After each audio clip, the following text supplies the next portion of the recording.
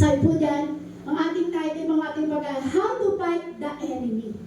Yan. How to fight the enemy daw po. Paano po ba natin lalabanan ang ating kaaway? Paano po ba yun? Yung kaaway po ba natin na sabi nga nila, paano ba natin lalabanan yung ating kaaway? Yung kapitbahay mo ba? Babatuhin mo ba ng kaldero?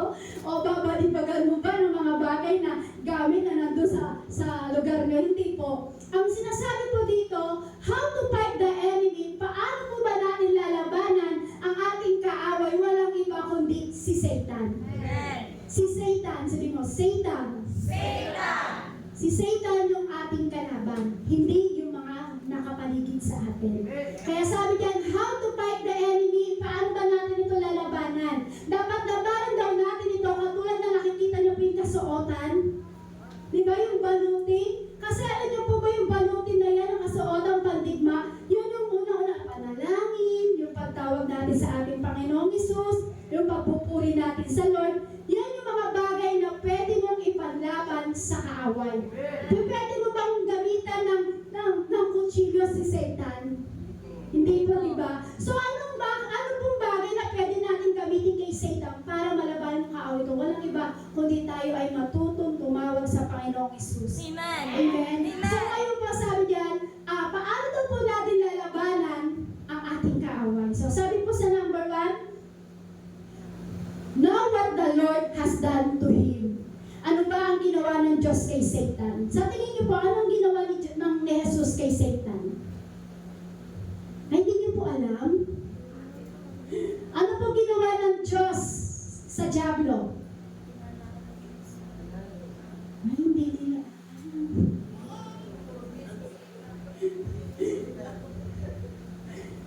Hindi niyo po alam kung ano po ginawa ng Diyos kay Satan? Tinalo po. Tinanggal niya ng kapangyarihan si Satan sa buhay mananampalataya. Amen. Kaya sabi diyan, paano natin lalabanan? Walang kapangyarihan si Satan sa mga anak ng Diyos. Kaya sabi nga po sa 1 John chapter 3 verse 8, ang nagpapatuloy sa pagkakasala ay kampo ng Diablo, sapagkat sa simula pa'y nagkakasala na ang Diablo, kaya't naparito ang anak ng Diyos upang wasakin ang mga gawa ng Diablo. Amen. So, ibig sabihin po niyan, ang ginawa ng ating Diyos kay Satan para matalo po at walang kapangyarihan, ito po ay winasak niya yung kapangyarihan ng Diablo. Amen. Pero magkakaroon daw po ng kapangyarihan ng Diablo sa isang mananampalataya kapag ito po ay nagpapatuloy sa pagkakasala. Amen. Sabi po diyan, ang nagpapatuloy sa pagkakasala ay kampo ng Diablo. Sapagkat sa simula pa ay nagkasala na ang Diablo, kaya naparito ang anak, naparito sa Jesucristo upang wasakin ang gawa ng Diablo. So, ibig sabihin kapatid, nang nakilala mo ang Diyos, binasak na ng Diyos ang kapangyarihan ni Satan sa buhay mo. Bakit? Sabi po dito, Jesus reduced Satan, power to zero, the word destroy means reduce to zero. Sinira ni Jesus ang kapangyarihan ng Diablo. Wala nang kapangyarihan si Satan sa buhay ng isang mananampalataya. Sino po dito yung mananampalataya ng ating Diyos? Amen. Pag ikaw ay mananampalataya ng Diyos, ganyan ang ginawa ng Diyos kay Satan. Si Satan, pagdating sa buhay mo, wala siyang kapangyarihan. Talunan si Satan. Amen?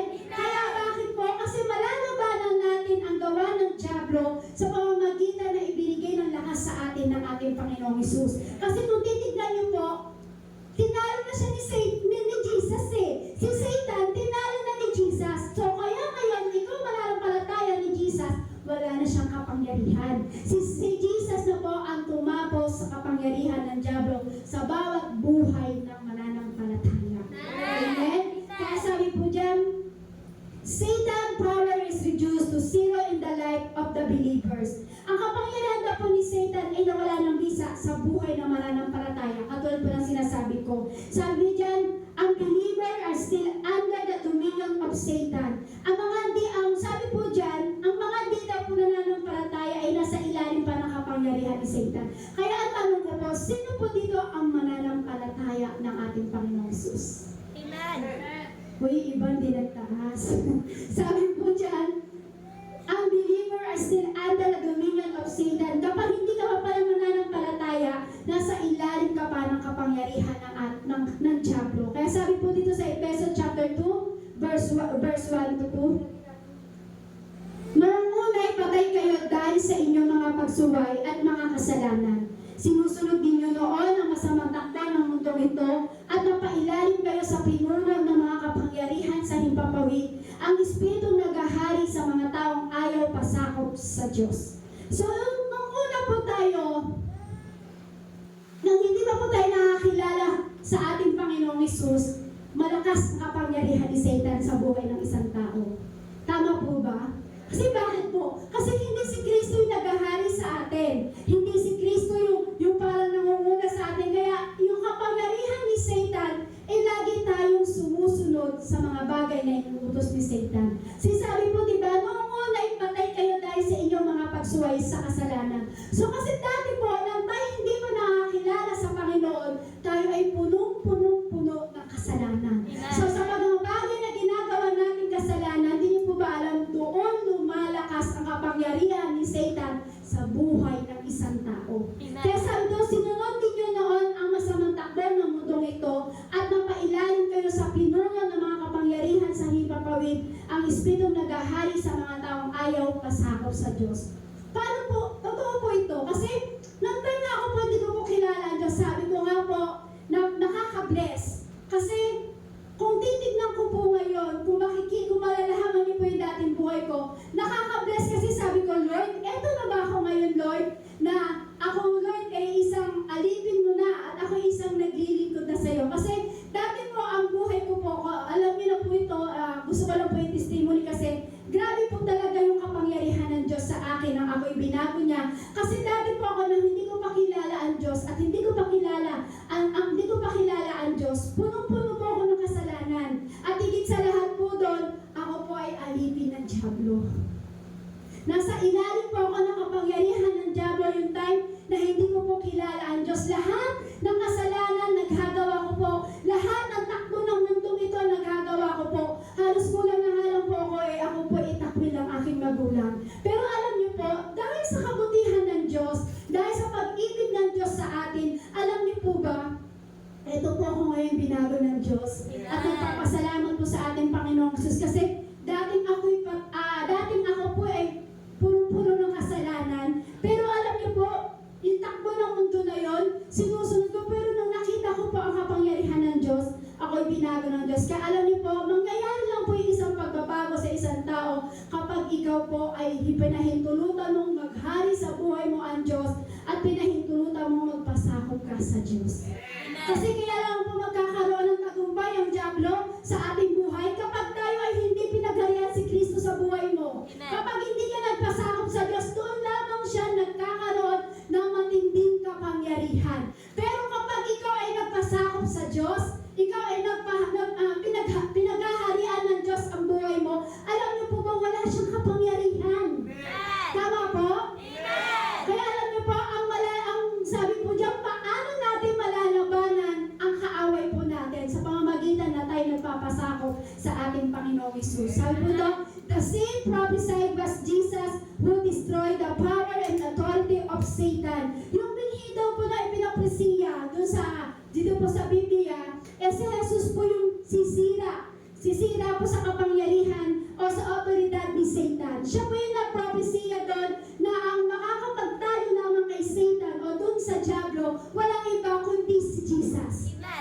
Si Jesus po yung na-prophesy po doon na siya yung tatalo po doon. Kasi wala naman po ibang sinabi na si David, siya yung tatalo kay Satan, kay Pablo. Wala naman po sinabi sa kumbaga, pinapasay sa Biblia, walang ibang makakatalo kay Satan. Walang iba kundi ang ating Panginoong Hesus. Palakpakan na po natin ang ating Lord. Kasi kung hindi sa ating Panginoong Hesus, baka wala po tayo ngayon dito. Tama po? Kundi sa kabutihan ng ating Panginoong Hesus at kung hindi niya tinalo si Satan, baka hindi po ako nabago. O baka wala rin po kayo dito. Sino po nagsasabi dito na binago po tayo ng Diyos? Lahat po tayo. Amen? Sasabi ito, Satan has no power over the Christian except you allow him to have power over you. Si Satanas daw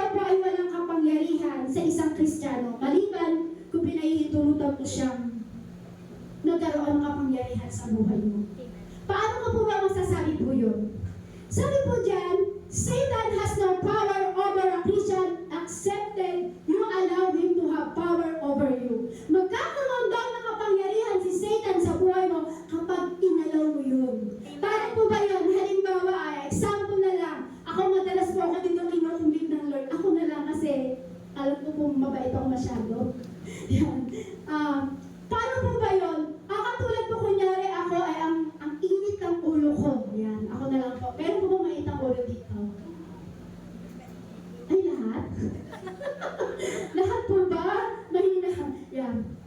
Sige, ito po yun. Halimbawa ako po nasa daanan. Siyempre ako po ay napakaiksi ng aking pasensya. So ito po, dumating yung time na, halimbawa lang po pero ito, yan. Dumating yung time na nasa daanan po ako at biglang meron parang bumangga sa akin, inapakan yung intro ng paa ko. Yan. Tapos syempre naghalit ka na. So ibig sabihin, nasa iyo yun. Kung gusto mong sumakop, pasasakupin ka ni Satan, nasa iyo yun. Magagalit ka ba? Aawayin mo ba yung tao na yon? Kasi ganito po yun eh. Totoo lang po. Di ba ang isang babae, kapag naapakan yung ingro niya sa paa, di ba galit na galit siya? Amen. Sino po din nagkaroon ng intro tapos namamagay na apakan? Di ba? Sabi ni sister, bakit ba yung intro po yun? Hindi to alam po kasi yun po yung kadalasan na minsan ang ikli ng pasensya ng isang babae sa mga... Kumbaga yung parang di ba na naapakan o nasagi lang naman yung intro mo, di ba galit na galit ka na? So ibig sabihin, kapag galit na galit ka na, nagkakaroon ng kapangyarihan si Satan sa buhay mo. So dapat pala, bilang tayo pala ay anak ng Diyos, dapat na sabihin natin, okay lang, parang ang hirap mo. Parang, masakit, okay lang, parang ang hirap sabihin, okay, di ba? Kasi nga, pag may kaya ang ating pasensya, di ba, parang sinasabi natin na laging nagwawagi si Satan sa atin. So, ano pa po yun? Halimbawa, ganito, yung anak, may matigas kang ulo, anak. Diba? Sobrang tigas ng ulo ng anak mo. Tapos hindi mo siya mautusan. Ano ka ba? Hindi lang, tama-tama mo ngayon. Kung ano naman sinasabi, nagagalit ka na, parang lumarabas na yung usok mo sa ilong. Nagumang-usok na yung ilong mo sa sobrang galit. So, alam niyo po ba, nasa pag-alaw po natin yun. Kung tayo po ba, i-alaw natin si Satan para tayo po ba masakop niya at maging malakas ang kanyang kapangyarihan. So, nasa atin po yun kung paano po natin i-alaw yun. Halimbawa po, bibigyan pa ko ng halimbawa. Halimbawa ay, wag na. Hindi, halimbawa po ganito. Sa buhay po kasi natin, ganito na lang po. Para mas talagang maano po natin. Halimbawa, araw ng Sunday. Sa araw ng Sunday, alam mo na merong church. Merong church. At tapos, merong isang kaibigan na sinabi siya, friend, saan ka pupunta? Beshi, saan ka pupunta? Bes, saan ka pupunta? Mars, saan ka pupunta? Sinabi na, church day kasi ngayon, mag-church ako. Huwag ka na mag-church. Dito ka na lang sumama ka sa amin. Meron tayong pupuntahan. Mas masaya doon. Pag sa church, boring. Pag tinanggap mo na mas sumama ka doon sa friend mo at hindi ka nag-church, inalaw mo si Satan na magwagi sa buhay mo. Amen. Tama po ba? Sino po yung madalas nangyayari po yan? Lahat po si tayo mararanasan po natin yan. May nakaranas na po ba ng ganyan? Yung mag-church na lang siya, pinipigilan pa siya. Ay wala. Lahat po kayo malaya nakakapag-church. Di sana every Sunday nandito po kayo. Sabi niyo po yan, walang pumipigil sa inyo. Ibig sabihin, malaya po kayo nakakapag-church. Amen? Amen. Amen po? Amen. Yan. Tao po yan. Yan. Nawala na. Yan. So, ibig sabihin, nasa bagay, nasa atin po kung paano po natin iaalaw o pahihintulutan kung gusto mong magwagi si Satan sa buhay mo. So, dapat hindi po natin pinahihintulutan niya kasi sabi ito, do not give him place in your life, even a little things. Huwag mo siyang bibigyan ng lugar sa puso mo. Huwag mo siyang bibigyan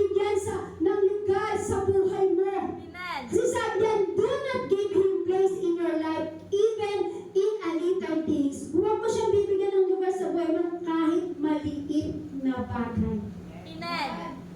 Kasi pag binigyan mo ng lugar o space si Satan sa buhay mo, doon nag-i-start na lumalakas ang kapangyarihan ni Satan sa buhay ng isang Kristiyano. Amen. Kasi kung titignan po natin, tinalo na siya ni Jesus eh.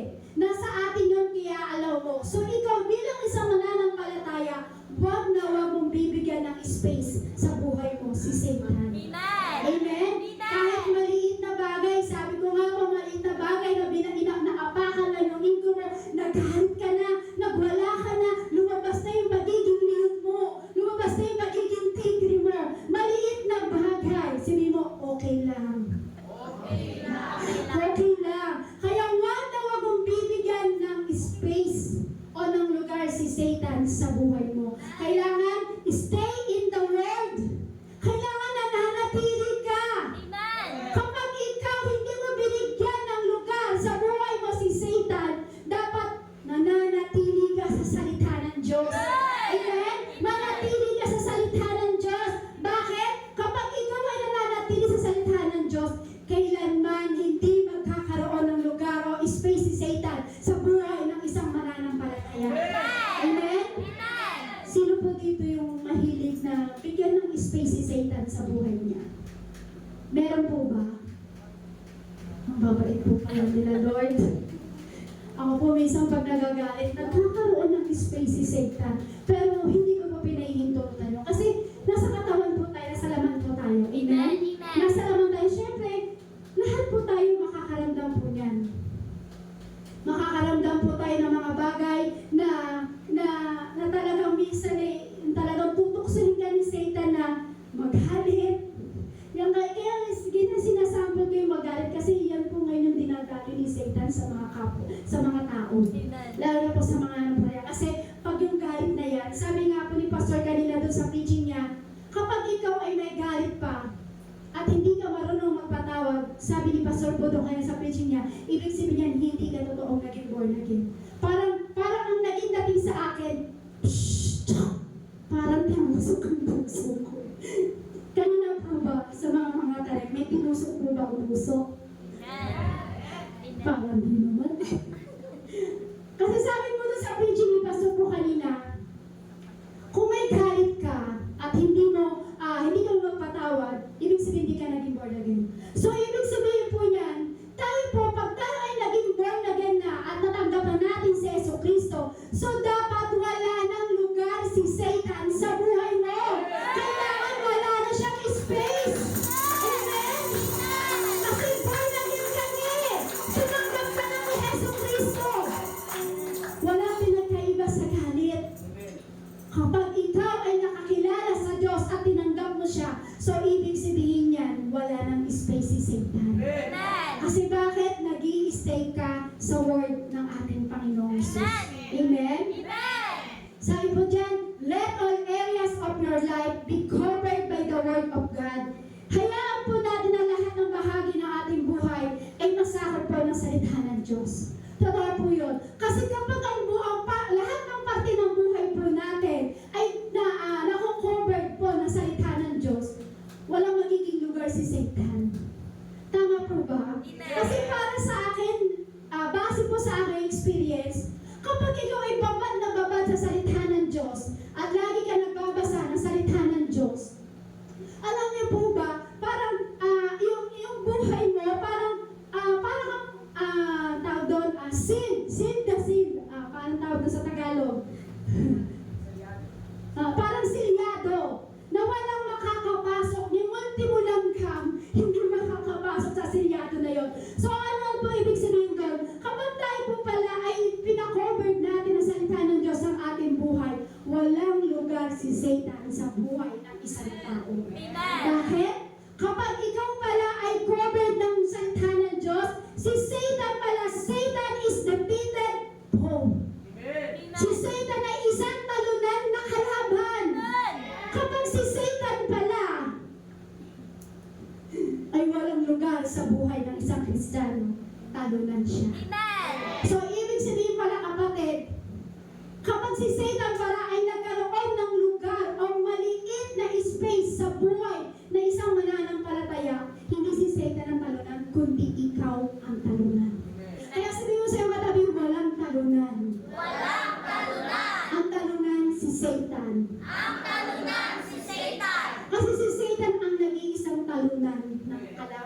isang Kristiyano. Amen. We are victorious in Christ Jesus. Tayo ay nagwagi kay Hesus Kristo. Amen.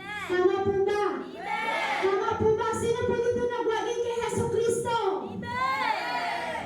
Amen? Amen. Sabi po dyan, we are victorious in Christ Jesus. Amen. Amen po?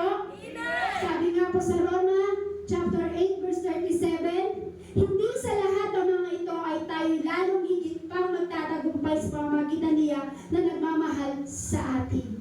So, ibig sabihin po niya, hindi sa lahat ng mga ito ay tayo lalong higit pang magtatagumpay. Kapag kinilala mo ng todo ang ating Panginoong Hesus, magtatagumpay ka talaga. Sabi po niya, the authority is upon us as Satan is under this authority. Ang authority ay nasa atin at si Satanas po ay nasa ilalim ng authority sa pamamagitan ng ating Panginoong Hesus. So ano po ba ibig sabihin po niyan?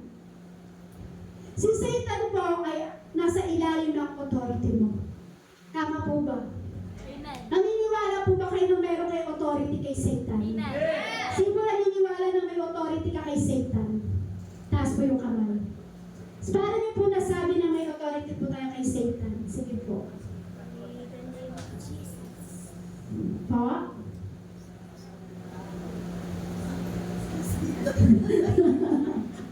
Yan.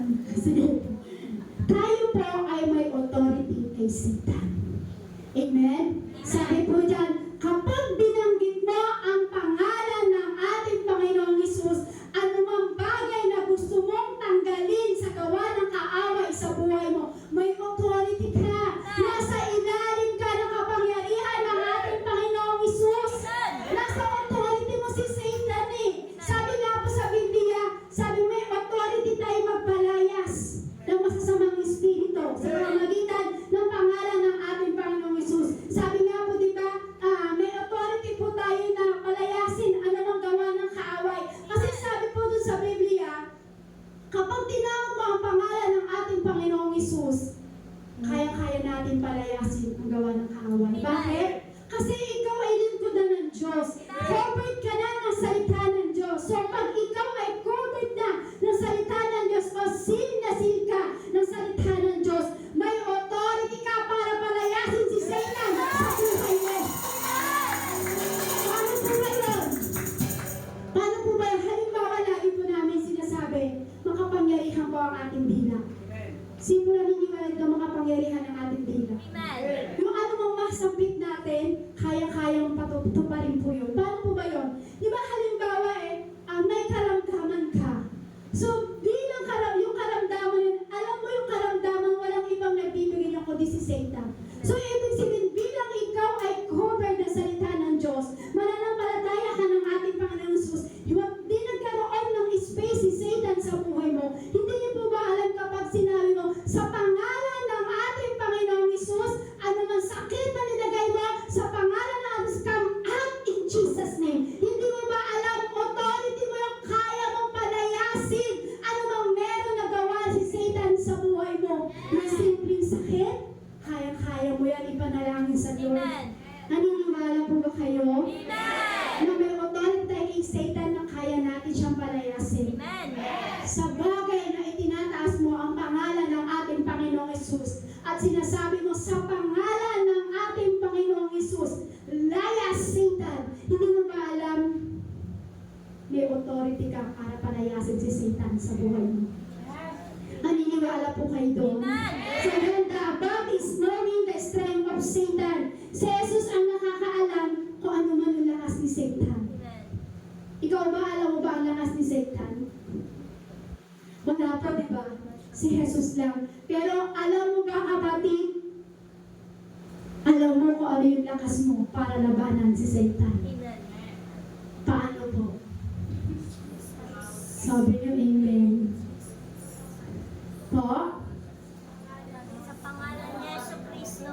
Kasi si Jesus, siya ang nakakaalam kung hanggang saan ang lakas ni Satan. Pero ikaw, kapatid, alam mo ba kung hanggang saan ang kalakasan mo, ang kapangyarihan mo sa pamamagitan ng pangalan ng ating Panginoong Hesus? Ay, naman sila. Sabi nga po, kasi mananampalataya sa ating Panginoong Hesus ay maliligtas. Amen. So, ibig sabihin, kapag nananampalataya ka sa Diyos, makapangyarihan ang dila. Kayang-kaya mong palayasin anumang gawa ng kaaway sa buhay mo. Amen. Yan po yung madalas po ako lagi po sinasabi na walang space si Satan sa buhay ko kasi ako po sobrang bait. Ang bait-bait ko po. Hindi po ba halata? Na, si Satan po kasi, mahina po siya. Wala siyang kapangyarihan. Ang makapangyarihan lamang ang Diyos. Magkakaroon ka lang ng kapangyarihan kay Satan kapag ikaw ay nagpasakop sa salita ng ating Panginoong Hesus. Amen. Hindi ka magkakaroon ng kapangyarihan kay Satan. Hindi ka magkakaroon ng authority kay Satan kapag hindi ka nagpapasakop sa salita ng ating Panginoong Hesus. Amen. Kasi magagawa mo lang palayasin ang gawa ng kaaway. Magagawa mo lang labanan ng kaaway. Magagawa mo lang talunin si Satan kapag ikaw ay punong-puno ng salita ng ating Panginoong Hesus. Amen. Alam niyo po ba, yun yung baluti. Yun yung mga, ang tawag doon, yung weapon natin para labanan ang gawa ng demonyo. Walang iba kundi salita ng Diyos. Nakikita mo, tinalo siya ni Jesus. So ikaw, kayang-kaya mong talunin si Satan. Kasi may authority ka kay Satan. Binigyan ka ng kapangyarihan ng ating Panginoong Jesus. Amen. Kaya sabihin mo sa sarili mo, Satan, Satan. hindi ikaw si Satan ha, pinakalayas natin si Satan sa buhay natin. Yan, ikaw correct ka lang po. Sabihin mo, Satan, Satan. wala kang lugar sa aking buhay. Wala kang lugar sa aking buhay. Sa pangalan ng ating Panginoong Hesus, Sa pangalan ng ating Panginoong Hesus. apakan mo, inaapakan kita. Inaapakan In the name of Jesus. in the name of Jesus. Yan ang authority mo, kapatid, kapag nalayo sa gawa ng kaaway. Apakan mo! Luwagin mo! Yan ang kapangyarihan ng isang mananampalataya at naniniwala sa salita ng ating Panginoong Hesus. Kaya lang po, simpleng-simple. Simple lang po, pero makapangyarihan. Amen. Makapangyarihan. Simple pero makapangyarihan. Kapag ikaw ay dumaranas sa mga bagay na ginagawa ng diablo sa buhay mo at sabihin mo lang itaas mo, sa pangalan ng ating Panginoon, dinudurog kita sa aking pangalan. Wala kang karapatan. Alam niyo po, doon palang talo na si Satan. Amen. Yun yung unang-unang weapon po natin. Dapat cover tayo sa salita ng Diyos. Kasi sa salita ng Diyos, dito po tayo lumalakas. Amen? Kaya importante po, basa-basa din pag may time. Sabi mo sa mga kami, basa-basa din pag may time. Tanong mo ako nagbabasa siya ng Biblia. Basta ka ba ng Biblia? O kapag kinuha mo, ano ka ba na? Dapat po, nagbabasa po tayo ng salita ng Diyos para kung ano man ang gawa ng kaaway sa buhay natin, hindi siya magkakaroon ng space. Importante ang salita ng ating Panginoong Hesus. Di ba, lagi pong inuulit-ulit po ni Pastor, kailangan nagkakaroon tayo ng memory verse. Kasi kung nagkaroon tayo ng memory verse po, alam niyo po, hindi tayo pababayaan ng Lord. Yung mga bagay na, ako nga po, unang-unang naging memory verse ko, nang unang-unang kilala ko po ang Diyos, yung sinabi na, I will never leave you, nor forsake you. Yun po yung unang-unang naging verse ko. Kasi yung time na tinawag po ako ng Diyos at nakilala ko ang Diyos, akala ko wala ng pag-asa. Akala ko talagang gano'n na lang. Pero nung nakilala ko po ang ating Panginoong Hesus, yun yung naging verse ko, I will never leave you, nor forsake you. So yung verse na yun, na pinanghawakan ko na yun, anumang bagay na ginagawa ng kaaway, na dinalagay niya sa pamumuhay po namin, o sa pamumuhay ko po, o sa buhay ko, o sa spiritual ko, alam niyo po ba ang sinasabi ko, Lord, I will never leave you, nor forsake you. Ano bang mangyari doon? Di mo ako iiwan, di mo ako pababayaan. Si Satan, talunan si Satan. Tanong ko po, nang unang nakilala niyo po ang Diyos, ano po yung unang-unang verse na nakabasado niyo po? John 3:16. Sino po dito yung unang-unang may kabisadong verse na nakilala niya ang Diyos? Na pinanghawakan bagay niya sa kanyang buhay. Ay, yung iba po wala. Alam niyo po, basa lang po kayo sa Bible at kung alam niyo po kung saan kayo tinatagpo ng Lord, makikita niyo po kung ano yung verse, kabisaduhin niyo po yun. Kabisaduhin niyo po yung memory verse na po yun. At yung verse na yun, yun ang magpapalakas sa inyo kapag kayo po ay dumadaan sa problema sa buhay. Amen. Ako yun lang po yung pinaghawakan ko na kahit sabihin natin super typhoon na yung dumating sa buhay ko, sabi ko, Lord, all is well, Lord. Okay lang ang lahat, Lord. Sapagkat sabi mo, Lord, I will never leave you nor forsake you. Yun po yung lagi sinasabi ko sa Lord, kapag meron dumating ng mga bagay po sa aking buhay na hindi ko po kaya, at ang alam ko po ay magwawagi si Satan, hindi ko po pinahihintulutan, ang ginagawa ko po, Lord, sabi mo, I will never leave you, Lord, nor forsake you, Lord. All is well, Lord. Okay ang lahat, Lord. Kahit anong mangyari, Lord, okay ang lahat. Dapat maging ganun ka rin, kapatid. Amen. Bakit? Dahil sa salita ng Diyos, nagiging okay ang lahat na nabaran natin sa buhay. Amen. Kaya palakapang po natin ang ating Panginoon Jesus. Hallelujah po. Yan, sabi po dito, sabi po sa number 2, know who you are in Christ Jesus, the following is knowing your position. Kung yung una po, tinalo ni Jesus ang Diablo, at tayo po ay may authority na pagdating sa Diablo. Ngayon, pangalawa po, tayo naman daw po, alamin naman daw po natin kung ano ang position natin sa harapan ng ating Panginoong Hesus. Sabi niya, alamin natin kung sino tayo kay Kristo Jesus at alamin natin kung ano ang posisyon natin sa harapan ng ating Panginoong Hesus. Tanong ko po, ano po ba ang posisyon mo pagdating sa harapan ng Diyos? Hindi niyo po alam kung ano po yung position niyo po sa harapan ng Diyos. Sabi ito, in Christ in position. Ang position mo pagdating sa ating Panginoong Hesus, new creation. Amen? Kasi nang wala ka pang kasi new creation, nang wala pang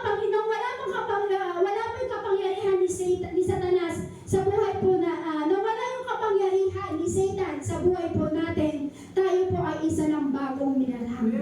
Tayo ay isang bagong nilikha ng Diyos. Yung dating talunan, yung dating laging binibigyan ni Satan ng problema, yung dating laging binubulungan ni Satan, dahil ikaw ay nanalo ka na kay Satan at may authority ka kay Satan, at alam mo dapat bilang isang mananampalataya sa ating Panginoong Hesus, new creation ka na. Amen? Wala na kasing kapangyarihan ni Satanas sa iyo eh. Kaya new creation ka na. Sabihin sa katabi, new creation ka na. New creation ka na. Bagong panganak ka na. Yeah. Alam niyo po ba, kapag nawala na ang kapangyarihan ni Satan sa buhay ng isang mananampalataya, isang bagong tayong nilikha ng Diyos. Sabi dyan, your position in Christ is that you are a brand new person. Brand new ka na. Sabi dyan, brand new person. Wow, social. Brand new person. Isa na tayong ng ating position sa ating Panginoong Hesus ay isa ka ng bagong tao. Bakit po? Sabi mo sa katabi mo, isa ka ng bagong nilikha ng Diyos. Bagong tao ka na. Tanong mo, bakit? Bakit? Kasi sabi nito, Satan will attack us from our past. Kasi salakayin tayo ni Satanas mula sa ating nakaraan. So, ibig sabihin, kapag isa ka ng bagong nilalang at bagong creation ka na ng Diyos, hindi ka na aatakihin ni Satan sa past mo. Amen? Kasi nakilala mo na ang Lord eh. New creation ka na. Tama po ba? Kaya hindi na tayo aatakihin ni Satan sa ating past. Marami po ba ditong past? Pastor Brother. Marami po ba ditong parang nakaraan? Kasi alam niyo po, alam mo dapat ang position mo pagdating sa Lord. Kasi alam niyo po, kapag hindi po natin alam ang position natin sa Lord, sasalakayin tayo ni Satan sa mga nakaraan natin. Kasi new creation na tayo, binago tayo ng Diyos. So dapat sa pagkabago sa ng Diyos, hindi na tayo inaatake ni Satan. sa mga nakaraan. Kaya sabi nga po ni Pastor kanina sa preaching, pinakikinggan ko po kasi sabi ko, paano ko siya i-connect dito sa topic ko, sabi ko gano'n. Pinakikinggan ko pa. Pero so, ang naaalala ko po doon, naaalala no, sa haba ng sinabi ni Pastor, ito lang yung naalala. So, naalala ko po doon, sabi ni Pastor po doon, kung ikaw ay prison ka pa ng nakaraan mo, ibig sabihin, hindi mo pa natanggap si Christ. Sabi ni Pastor, kung ikaw ay naka-prison ka pa sa past, naka-prison ka pa sa nakaraan mo, ibig sabihin, hindi mo pa tinatanggap si Kristo sa buhay mo. Hindi ka pa totoong naging born again, sabi ni Pastor po. Doon kanina sa mensahe niya po sa mga tarim. So, ibig sabihin, bilang ikaw anak ng Diyos, dapat alam mo ang position mo pagdating sa Lord. Kasi, pag hindi mo nalaman ang position mo sa harapan ng Diyos, aatakihin ka ni Satan sa mga nakaraan mo. Sabi diyan, in Christ you are justified. Sabi po diyan, kay Kristo tayo dapat, kay Kristo tayo ay napawalang sala na eh. Napawalang sala na tayo kay Kristo eh. So, ibig sabihin niyan, in Christ you have no past, you're a brand new being. Sabi po diyan, kay Kristo wala tayong nakaraan eh. Kaya sabi nga po ni Pastor, yan sabi nga ni Pastor, kasi talagang inaanap, sabi ko, tugma to eh. Sabi ko, tugma to sa ano ko, paano ko siya papasok? Sabi ni Pastor po doon, sabi niya, kapag ikaw ay alipin ka pa ng nakaraan mo, so ibig sabihin niya, na sabi ni Pastor, hindi ka pa nabago. Sabi ni Pastor po doon. So ibig sabihin dito, in Christ you have no past. Sabi niya, in Christ you have no past, you are brand new being. Ibig sabihin niya, kay Kristo wala tayong nakaraan. Sabi nga ni Pastor, kung sa mga tao daw po, sa paligid natin, sinusumbat yung nakaraan. Tama po ba? Yung sinasabi na, ikaw gento, dati ganyan ka, gento yung ginawa mo. Pero alam niyo po, sabi ni Pastor kanina, doon sa mensahe niya, sabi niya po doon kaya sa mensahe niya, ang Diyos, wala tayong nakaraan. Kinalimutan ng Diyos ang ating nakaraan. Pero yung tao, sinasabi niya, ikaw ganyan, gento ka, gento yung ginawa mo.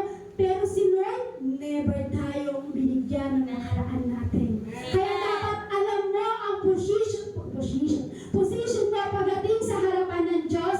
Kasi bakit? Wala tayong nakaraan pagdating sa Panginoong Hesus. Meron man tayong nakaraan o meron man tayong mga past na hindi maganda. Hindi po yung sinusumbat ng Lord sa atin. Bagkus ginagawa ng Diyos, kinakalimutan yung mga bagay na mga pangit na nakaraan natin sa buhay. Bagkus, ang gusto ng Lord, magkaroon siya ng lugar sa ating buhay. Amen? Yan. Kasi ang Diyos po, tayo ay isang bago ng nilalang. New creation na tayo ng Lord. Dahil sa pagiging new creation ng Lord, wala na po tayong past pagdating sa Lord. Amen? Sino po dito yung nakaranas na yung sinumbat sa kanya yung mga kasalanan ng nagawa? Yung paulit-ulit na sinasabi sa iyo, sino po yung nakaranas dito? Wala po. Ang babait po nila, Lord. Sige, wag po kayo mahinga. Itaas niyo po inyong kamay. Sino po dito yung marami kang nakaraan na hindi maganda pero inuulit-ulit sa'yo kapag yung mga bagay na parang may nangyayari sa buhay? Yan. Di ba parang feeling mo wala ka ng pagbabago? Yung, kung baga 15 years na, pero inuulit-ulit pa rin sa ikaw nga, ganito, ganyan. Tinamaan nga rin po ako doon. Di ba po? Kasi kanina parang ako talaga sinaksak ng todo sa puso kanina sa preaching sa mga tarin. Ewan ko lang po yung ibang mga kasama namin kung sinaksak sila sa puso. Kasi sa akin talagang tagos eh. Tagos na tagos. Kasi meron po mga bagay talaga na tinuturo ang Lord po sa akin. Yan. Asa na tayo? Yan. So, ibig sabihin po niyan, yung past na yon may nagsasabi sa atin. Pero ang Lord, dahil new creation ka sa Lord, never niyang sinabi na ikaw anak ganito, pero tinigtas kita. Pero anak, ikaw ganito ginawa mo, pero binigyan pa rin kita ng pagpapala sa buhay. Never tayong ginanon ng Diyos. Amen? So dapat alam mo ang position mo pagdating sa Lord. Dahil new creation ka, dapat alam mo ang yung position mo pagdating sa harapan ng Diyos. Sabi sa 2 Corinto chapter 5, verse 17, kaya kung nakipag-isa ka na kay Kristo, ang isang tao, isa na siyang bagong nilalang, wala na ang dati niyang pagkatao. Sa halip, ito'y napalitan na ng bago. Pakibasa po ng malakas.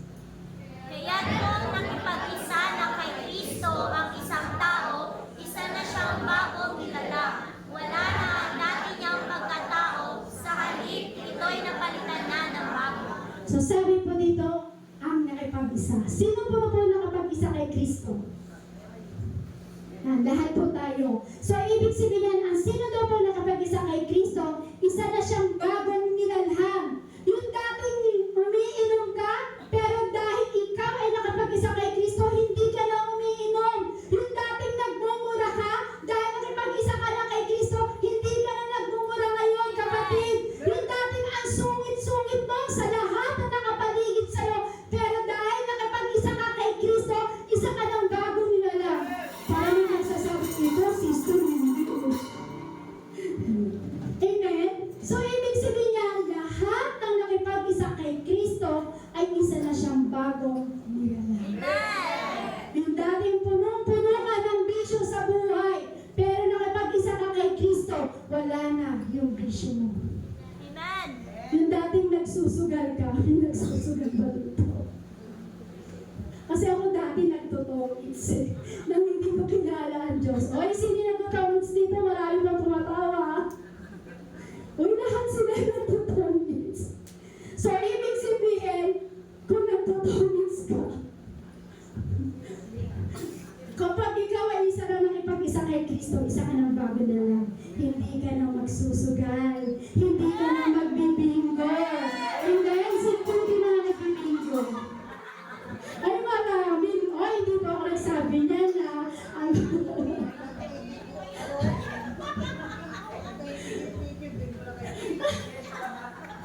Ay, bakit ko pa nasabi yun? Sorry po ah. Sinampal ko lang naman po. Hindi, totoo naman po yun eh. Totoo naman po ako to.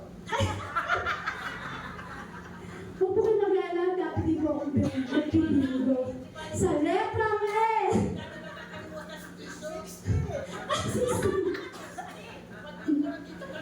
Tapo yun. Kasi dati po ako ganun. Nang hindi pa po ako nagipag-isa kay Kristo. Isa po ako nagtutongit, isa po ako nagbibingo, isa po ako naninigarilyo. Pero alam niyo po, dahil binago po tayo ng Diyos at nakapag-isa tayo kay Yeso Kristo, isa na tayong bagong lalang. Wala na yung dati nating pagkatao. Amen? Kapag nakipag-isa ka kay Yeso Kristo, wala na yung dati mong pagkatao. Sa halip, ito'y napalitan na ng bago. Yung dating nagsusugal ka, hindi ka na nagsusugal, naglalaba ka na lang. Yung dating nagbibingo ka, hindi ka na nagbibingo, nag-worship ka na lang sa Panginoon. Kung yung dati isinisigaw mo sa letra mo, ngayon hindi na, nakapag-isa ka na kay Kristo, ang isisigaw mo na, Hallelujah! Praise the Lord! Hallelujah! Praise the Lord! Ganun po ba tayo? O sa letra men, nakagano'n ko yung sinisigaw.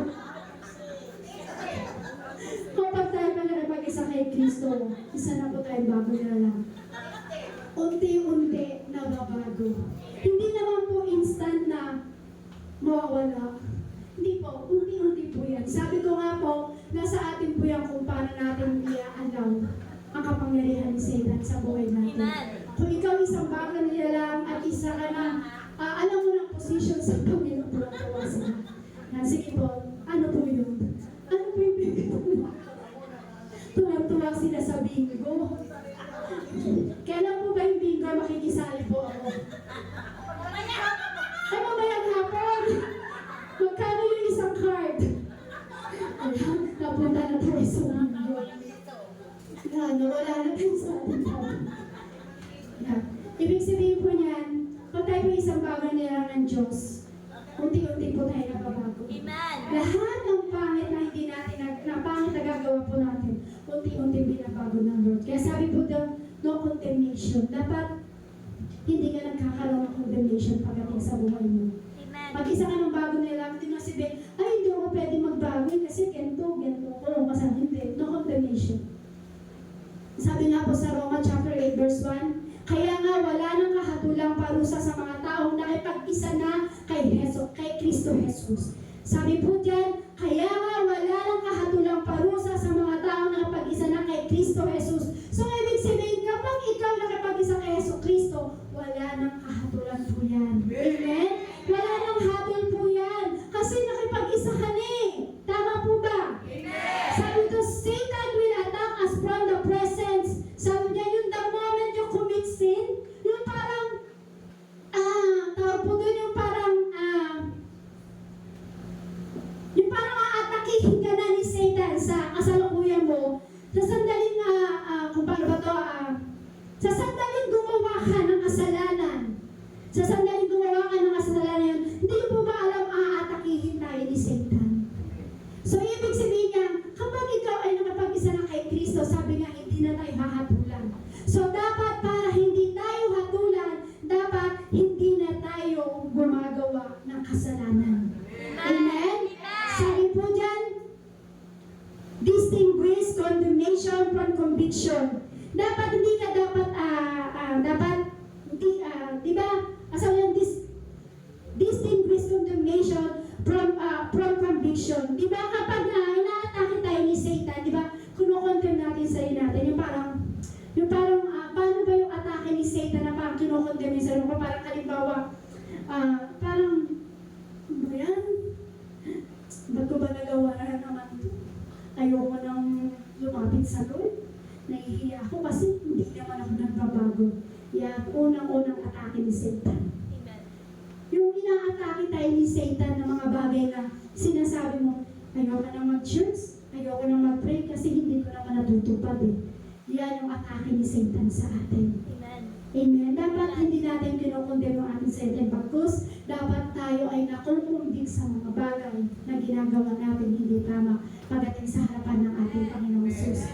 Conviction works so we can prepare our strength, relationship with God. Sabi yan, the work of the Holy Spirit. Sabi po dyan, ang conviction ay nag-aayos ng ating mahirap na kaugnayan sa Diyos. Ang banal na Espiritu ang gumagawa ng magkaroon ng tayo ng conviction. Ang Holy Spirit po, kaya po tayo lagi natin inaanyayahan ang banal na Espiritu. Hindi niyo po ba alam, siya po yung nagbibigay sa atin ng conviction.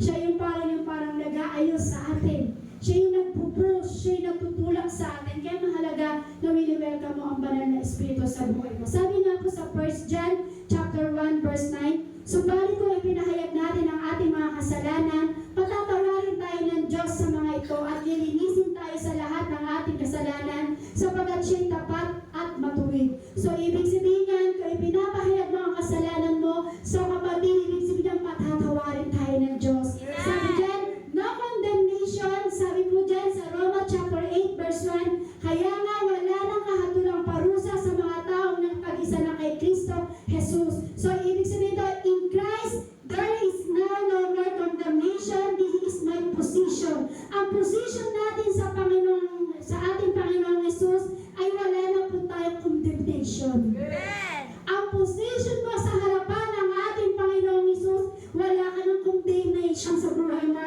Wala na yung, ayoko na kasi ganito yung nagagawa ko, hindi ko na natutupad. No, kapatid, ang position mo sa harapan ng Diyos, no condemnation. Sabi mo sa katabi, no condemnation. No condemnation. Bakit po? The purpose of condemnation. Ang layunin daw po ng ating, layunin daw po sa atin ng condemnation po, sabi doon, to lessen our effectivity, sabi po dyan, sabi po dyan, upang matutunan natin yung ano po ba yung epektibo, kung ano yung pwede natin gawan, kung ano ba yung pwede natin gawin effective para ang layunin ng conviction po sa atin, layunin ng condemnation po sa atin, dapat malaman po natin yun. Kasi kapag ikaw ay natalo ng condemnation, kasi ganito ang nangyayari, na-paralyze us. Ipaparalyze ka kapag ikaw ay nagkakaroon ng condemnation sa buhay mo. Para kumbaga ipaparalisa ka. Ipaparalisa sa buhay mo, sa isip mo, sa puso mo, ang salita ng Diyos kapag ikaw ay nagkaroon ng condemnation. Na-experience ko po yan. Napaka lahat sa akin yung memory verse. Nawala yung, I will never leave you nor forsake you. Yung tayo nagkaroon ako ng condemnation sa buhay. Dapat po hindi. Kasi ito yung position natin perspective. Ang ating position sa Panginoon ay mula sa pananaw ng Diyos. Amen. Sabi po sa Efeso chapter 2, Efeso chapter, wala dito. Then together with Christ. Ayan, na lang po, basahin ko lang po yan. So, quicken together with Christ. So, ibig sabihin, pag tayo po ay na-paralyze, tayo po ay nagiging dead together with Christ. Pag na-paralyze ka ng condemnation, namamatay ang together nyo ni Kristo. Amen. Kapag tayo po ay napaparalyze, quicken together with Christ, nawawala ang together natin pagdating sa Panginoon. Sabi nga po sa Efeso, meron pa. Bakit? Seated together with Christ in the heavenly place. Kapag tayo pala ay naparalyze sa condemnation, seated together with Christ in the heaven place. Ano po ibig sabihin? Nawawala yung together natin. Nakasama ng Diyos sa heaven. Yung pala kapag na-paralyze tayo ng condemnation, a ruling position, a powerful position, may reign with Christ.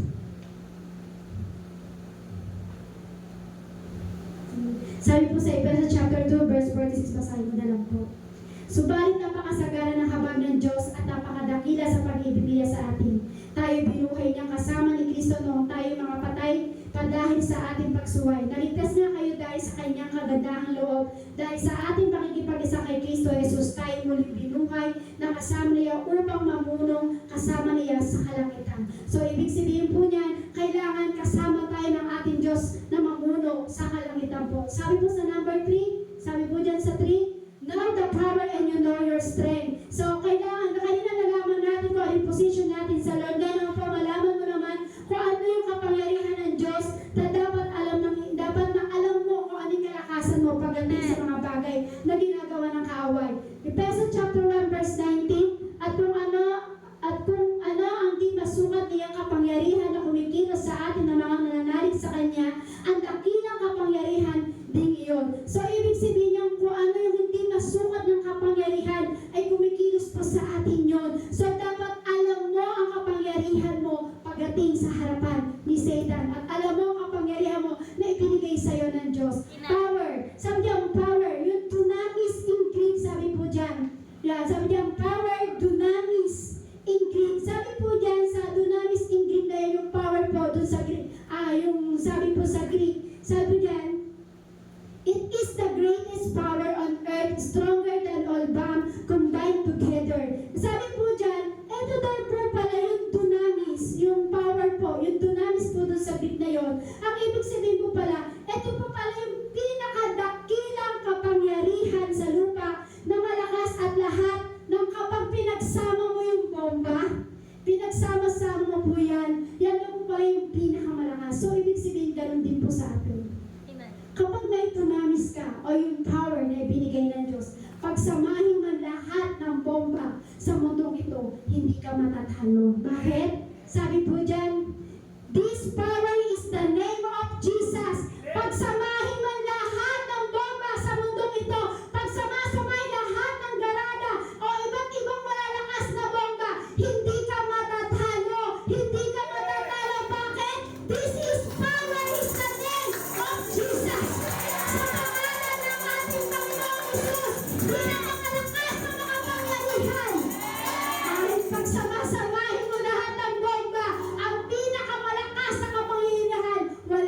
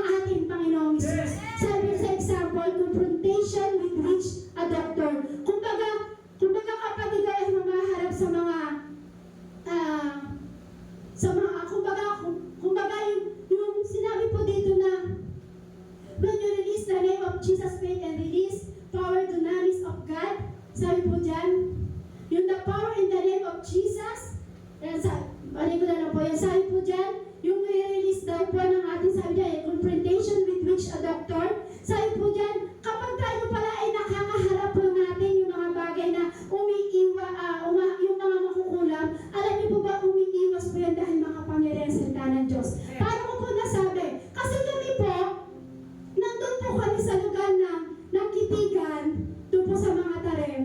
Habang kami humahayo po doon, nagagalan po kami, bakit yung sa kabilang side, umiiwas po sa amin. Sabi namin, bakit parang natatakot sila, nagtatakot po sila ng mga mukha nila, tapos talaga nagtatago sila. So yung time na nalaman po namin na kami pa yung humahayo po doon, sinasabi po sa amin, ay yun po, kasi ano po yun witchcraft po yun, abularyo po yun, mangkukulam po yun. Sino po dito naniniwala sa abularyo? Wala na po dapat. Amen? Sino po naniniwala dito sa mananawas? Wala na po dapat nagpapatawas. Alam niyo po, yun po pala, sa pangalan ng ating Panginoong Hesus, ramdam nila. Ramdam nila kapag dala-dala mo ang pangalan ng ating Panginoong Hesus, ramdam pala nila yung bagay na kapangyarihan na dala-dala mong kapatid. Amen? Sabi dyan, sabi po diyan, when you release the name of Jesus' faith, you release the power, dunamis of God. Kapag tayo po pala ay binabanggit natin ang pangalan ng ating Panginoon Hesus, lumalakas ang kapangyarihan mo, kapatid. Lumalakas ang kapangyarihan mo kapag sinasabi mo, in the name of Jesus. The power in the name of Jesus. Sabi nga po dyan, salvation. Sabi po sa Romans chapter 10 verse 13, sabi dyan, dahil sinabi sa kasulatan, maliligtas ang lahat ng tumatawag sa pangalan ng ating Panginoon. Sabi po dyan. So, ibig sabihin po dyan, sa pangalan ng ating Panginoong Hesus, yung salvation po, na tayo po ay maliligtas. Dahil sa pangkapangyarihan ng ating Panginoon, maging ang forgiveness. Maging ang forgiveness, sabi nga po sa 1 John chapter 1 verse 9, subalit kung ipinapahayag natin ang ating mga kasalanan, patatawarin tayo ng Diyos sa mga ito, at lilinisin tayo sa lahat ng ating kasalanan sapagkat tayo'y tapat at matuwid. So, ibig sabihin, sa pangalan ng ating Panginoong Hesus, maging ang forgiveness, kaya natin ibigay. Amen. Tayo magiging tapat sa Lord. Sabi nga po ni Pastor kanina, sino pa po dito ang hindi napapatawad? Sabi niya po doon. Diyan po pa walang umaamin. Sabi ni Pastor, kung ikaw ay hindi pa mga magpatawad, so ibig sabihin, hindi ka pa nakakakilala sa Diyos. Hindi pa tayo nakapag-isa kay Jesucristo. Amen. Sabi diyan, contact with God, prayer, heaven will only open this name. Sabi po dyan, ang pakikipag-ugnayan daw po natin sa Diyos, tayo po ay nananalangin sa langit at magbubukas ang pintuan ng langit po sa atin. Kapag tinawag mo ang pangalan ng ating Panginoong Hesus, sabi dyan, magbubukas ang pintuan ng langit. Sabi nga po sa dyan, chapter 16 verse 23, sa araw na iyon, hindi na ninyo kailangan humingi sa akin ang pagkatandaan ninyo. Ano man ang hingin ninyo sa Ama, sa aking pangalan ay ibibigay niya sa inyo. So, ano man po yung ating hingin natin sa Lord, ibibigay po niya. Amen? Sabi dyan, immunity if you are bitten by a snake accidentally. Sabi po dyan, tayo po ay maliligtas kapag tayo po accidentally na matuklaw ka ng ahas. Sabi nga po, di ba? Sa Bible, sabi po dyan, ano tayo doon, yung tuklawin ka man ng ahas, hindi ka maano. Tama po ba yung sinabi po sa Biblia? So, ibig sabihin po niyan, kapag sa pangalan natin Panginoong Hesus, tuklawin ka man ng ahas, hindi ka maano. Sabi nga, uminom ka man ng lason, hindi ka maano. Totoo po yan, makapangyarihan ang salita ng ating Panginoong Hesus. Sabi dyan, maging yung healing. Sabi po dyan, yung maging, sabi po sa Mark chapter 16 verse 17, basahin ko na lang po sa inyo, ang mga sumasampalataya, bibigyan ng kapangyarihan gumawa ng mga himala, sa pangalan kayo magpapalaya sila ng mga demonyo at magsasalta sa iba't ibang wika. So, ibig sabihin po niyan, tayo po ay magkakaroon talaga ng pag tayo sumampalataya sa Diyos, bibigyan niya tayo ng kapangyarihan. So, sabi po niyan, healing, maging sa healing po, maging sa kapangyarihan po ng healing, sa pamamagitan ng salita ng ating Panginoong Hesus, ibibigay po yan. Pag sinabi ko, sabi ko nga po sa inyo, sinasabi po sa Biblia, ang sino mang mapatungan ng ating kamay sa pangalan ng ating Panginoong Hesus ay gagawin.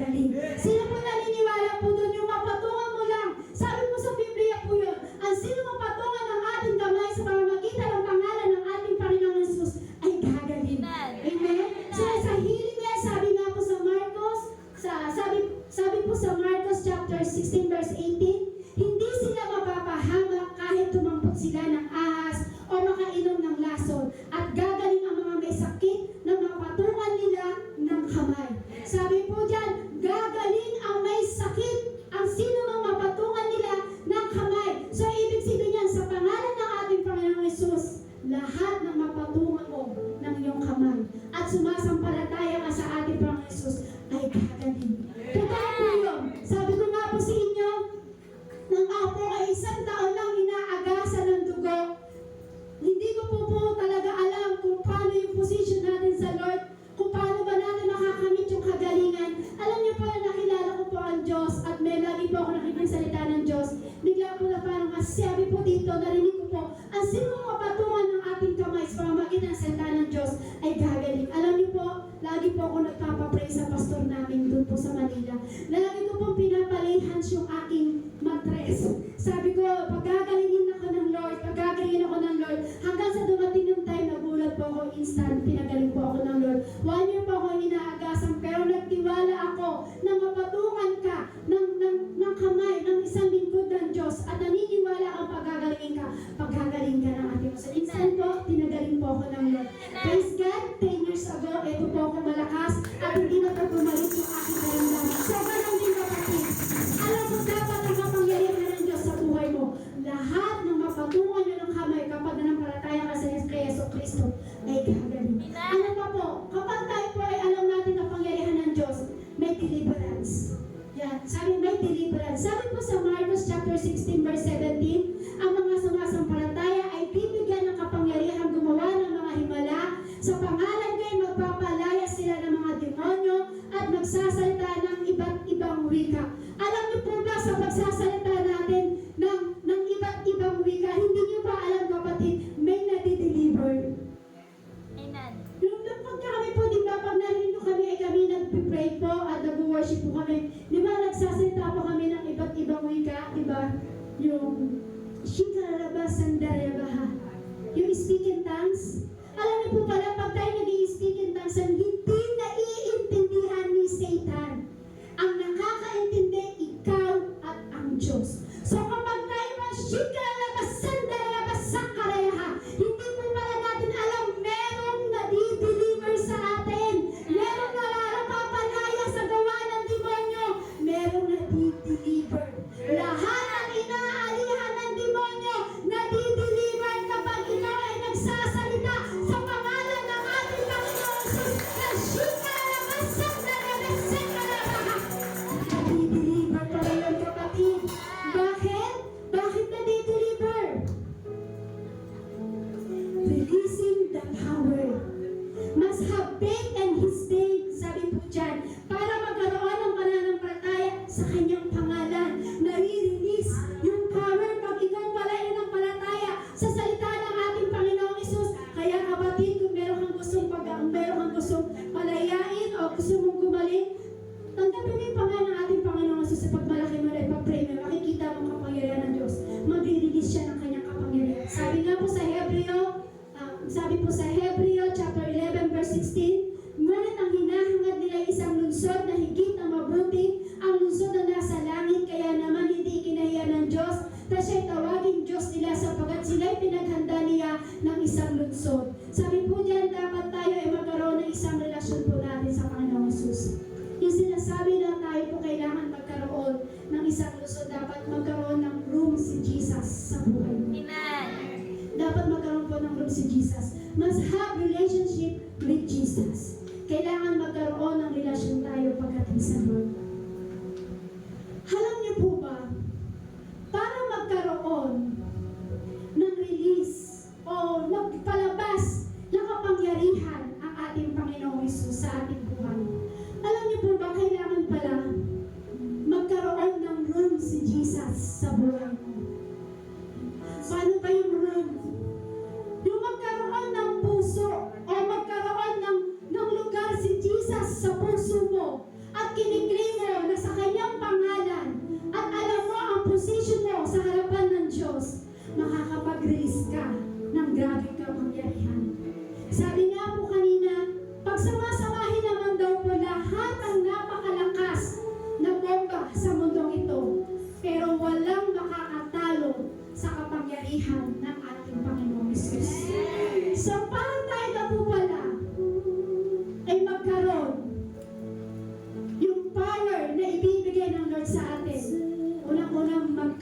ang relasyon sa Lord. Pangalawa, magkaroon ng lugar si Jesus sa puso mo. Amen. Amen? Amen. Dapat magkaroon ng room si Jesus. Kasi minsan tayo, hindi na natin binibigyan ng room si Jesus. Kaya yung mga bagay na ginagawa ng kaaway, hindi natin matalo kasi bakit? Wala na si Jesus sa heart natin eh. Wala nang room si Jesus. Importante may relasyon ka sa Lord. Pangalawa, meron kang dapat na ibinibigay na room kaya sa ating Panginoong Hesus. Ano ba yung room na yun? Yung magkaroon ka ng extra time pagdating sa Lord, na nagbabasa ng salita ng Diyos, yung magkaroon ka ng time na ipipraise mo ang Lord, yung magkaroon ka ng time na sa pangalan ng ating Panginoong Hesus, isa ka ng bagong nilalang. Alam niyo po ba yung bagay na yon? Makukuha mo ang kapangyarihan sa pangalan ng ating Panginoong Hesus kapag ang ating Diyos, ikaw at siya ay meron kayong relasyon. Makukuha mo ang grabing kapangyarihan sa pangalan ng ating Panginoong Hesus kapag kayo ng ating Panginoong Hesus ay merong matinding relasyon. Para makuha mo yung kapangyarihan na yon, na kaya mong tapakan ang gawa ng demonyo sa buhay mo, kailangan meron kang matinding relasyon sa ating Panginoong Hesus Kristo. Amen. Hindi mo matatalo ang gawa ng kaaway kapag wala kang matinding relasyon pagdating sa Lord. Kaya lamang po nagkakaroon ng kapangyarihan kapag sinabi natin sa pangalan ng ating Panginoong Hesus, inaapakan ko at dinudurog ko ang gawa ng kaaway sa aking buhay sa pangalan ng ating Panginoong Hesus. Magkakaroon po ng kapangyarihan po yun. Lalabas ang kapangyarihan kapag meron kang matinding relasyon pagdating sa Lord. Must have relationship with Jesus. Hindi magkakaroon ng kapangyarihan kapag ikaw ay walang relasyon pagdating sa Lord. Mga kapatid, sa panahon po ngayon, kung 2024, tayo po ay hindi naging ganong katibay sa relasyon natin pagdating sa Panginoong Hesus. Dapat ngayon din po ngayong 2025, mas lalo kang tumigan. Para sa pagtibay ng relasyon mo pagdating sa Lord, lahat na ginagawa ni Satan sa buhay mo, kayang-kaya mong durugin. Amen? Kayang-kaya mong durugin. Sabi nga sa pangalan ng ating Panginoong Hesus, kayang-kaya mong magpagaling. Ang sino mo mapatungan ng iyong kamay sa pangalan ng ating Panginoong Hesus, kaya-kaya mong magpagaling kung meron tayong matinding relasyon pagdating sa Lord. Amen. Doon lang magre-release ng power ang ating Panginoong Hesus Kristo. Tayo po'y tumayo sa presensya pa ng ating Lord. Higit sa aking isipin, may kaya mong gawin. Higit sa Kung gusto mo na matalo ang Diablo sa buhay mo, mas lalong lumalim ang relasyon natin pagdating sa Lord. Kung 2024, higit sa tayo ay laging napapasunod ni Satan. Kung 2024, ay tayo laging talunan ni Satan. This time, this year, 2025, this year, 2025, dapat hindi na tayo talunan ni Satan. Dapat hindi na tayo alipin ni Satan. This year, 2025, ikaw ang anak ng Diyos na napakalalim na relasyon sa Kanya. Mas lalo natin kilalanin ng Diyos. Kung this 2024, yung year 2024, aking isipin, hindi natin makamit yung kapangyarihan sa pangalan ng ating Panginoong Hesus. Dahil napakababaw ng relasyon natin sa Kanya. Itong 2025, bakit hindi natin palalimin natin ang relasyon natin sa Lord para ibigay mo ng Diyos yung kapangyarihan niya sa pangalan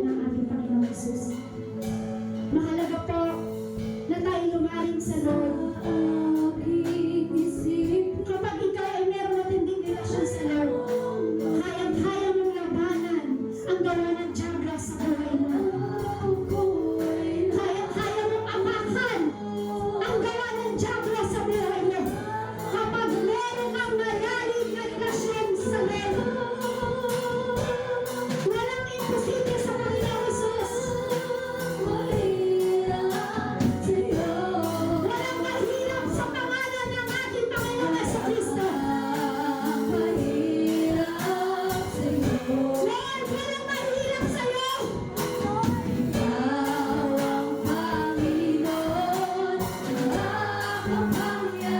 Makapangyarihan ka, Panginoon Jesus. Walang mahirap sa'yo. Lahat kami mananayain mo.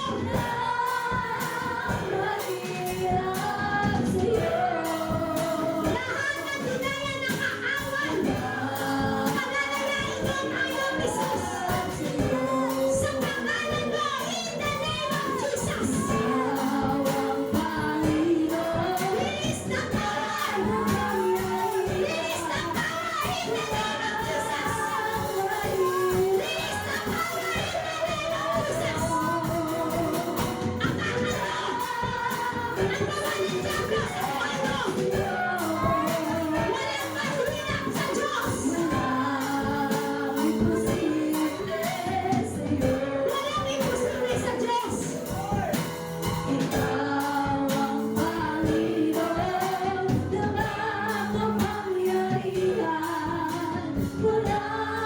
Ang mag-isa kay Jesucristo ay meron ang relasyon pagdating sa Lord.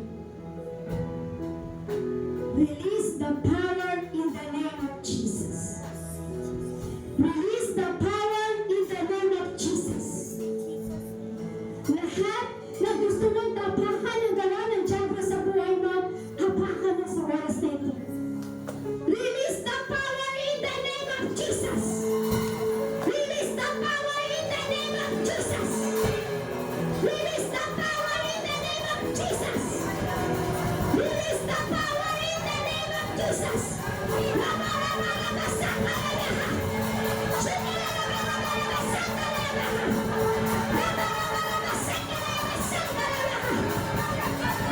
the power in the name of Jesus. Sa pangalan mo, Panginoon Jesus, lahat ng dinaya ng kahawan, inaapakan namin yan sa pangalan mo, in the name of Jesus. Lahat na nilagyan ng alanggama ng Diablo, sa pangalan mo, Panginoong Jesus, i-release mo ang healing, in the name of Jesus. Lahat pagkakaling mo. Lahat na may galit sa puso, tatanggalin mo yan, Panginoong Jesus. Lord, in Jesus' name. Release the power in the name of Jesus. In the name of Jesus. Hindi mo ano bang gawa ng kakaway sa buhay mo. Alam mo, Kung ano yung gusto mo matanggal sa'yo. Kung ano yung gusto mo mabuhay sa'yo ng Diyos. Tulungan mo yan. Apakan mo yan sa pangalan ng ating Panginoong Jesus. Sapagkat sa oras na ito, nagre-release ng kapangyarihan ng Diyos. Release the power in the name of Jesus. Release the power in the name of Jesus.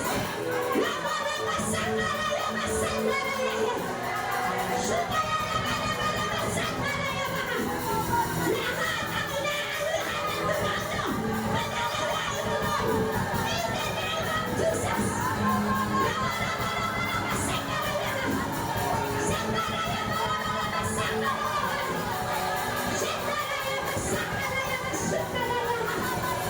Release the power! Taas mo natin yung ating dalawang kamay. Sapuhin mo yung kapangyarihan na ibibigay sa atin ng Diyos para labanan ang gawa ng Diablo sa ating buhay. Release the power in the name of Jesus. Release the power in the name of Jesus. Sapuhin mo ang ibibigay sa iyo ng kapangyarihan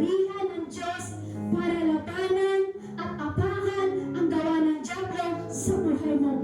Release the power in the name of Jesus! Release the power in the name of Jesus! Release the power! Release the power in the name of Jesus! Salamat sa iyo, Panginoong Jesus. Salamat sa iyo, Lord, sa puso po namin yung kapangyarihan na ibinigay mo sa amin para labanan ang gawa ng Diablo sa aming buhay. Salamat sa iyo, Panginoong Jesus, sa kapangyarihan na itadali mo sa bawat isa, Panginoon. Malalabanan namin ang gawa ng Diablo sa aming buhay. Release the power in the name of Jesus.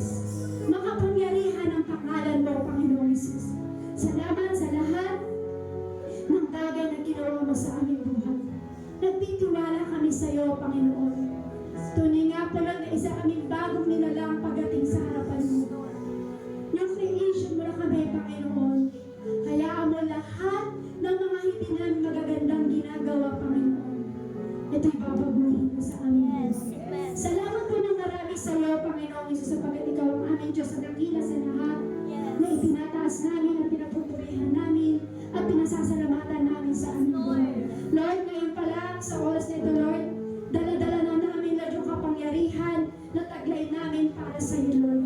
Taglay na namin yung kapangyarihan na nagmumula sa iyo, Lord. Salamat po ng marami sa iyo, Panginoon, at hayaan mo, Lord God, sa oras na, Lord, balutin niyo po ng inyong baldugo ang bawat isa po sa amin, maging sa aming pagpuri, Panginoon, sa mga talent, Lord. Balutin niyo po kami ng baldugo, Lord, maging mga sasakyan na aming gagamitin, maging sasakyan ng mga aming kasama, Lord. Iingatan mo ito, Lord, maging Lord yung mga taga-kalasyaw. Iingatan niyo po silang babalutin niyo po ng inyong banal na dugo, Lord, sa pagpuri po nila sa kanilang mga tahanan, Lord. Salamat po ng marami, Lord, sapagkat pinakita mo sa amin, Lord, sa pamamagitan ng pangalan mo, Lord. Grabing kapangyarihan ang idadali mo sa amin. Yes, Lord. Maraming salamat po, Lord, sa hapong ito at pinagpapasalamat namin yung mensahe na ibinigay mo sa amin na habang kami nanghihina, Lord, mas lalo mo kaming pinalalakas. Yes, Lord. Salamat, Panginoong Jesus, na isinabuyan mo kami, Lord, ng kapangyarihan na nagmumula sa iyo. Maraming salamat po, Panginoon, sa iyo kami, Lord, nagbabalik ng papuri pasasalamat ko, God, with the eyes glory in Jesus' name. Amen.